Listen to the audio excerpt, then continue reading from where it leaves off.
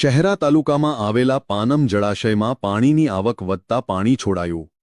પંચમહાલ જિલ્લાના શહેરા તાલુકામાં આવેલા પાનમ જળાશયમાં ઉપરવાસમાં થઈ રહેલા ભારે વરસાદને કારણે પાણીની સપાટીમાં સતત વધારો થઈ રહ્યો છે। જળ સપાટીને નિયંત્રિત કરવા માટે તંત્ર દ્વારા જળાશયના દરવાજા ખોલવામાં આવ્યા છે। મળતી માહિતી મુજબ શરૂઆતમાં 2 દરવાજા 1.07 મીટર સુધી ખોલવામાં આવ્યા હતા, પરંતુ સવારના 10 વાગ્યાથી પાણીની આવક વધવાને કારણે વધુ એક દરવાજો ખોલવાની ફરજ પડી હતી। હાલમાં જળાશયના કુલ 3 દરવાજા 1.01 મીટર સુધી ખોલવામાં આવ્યા છે। જળાશયની ફ્લડ લેવલ એટલે કે FRL સપાટી 127.41 મીટર પર પહોંચી છે।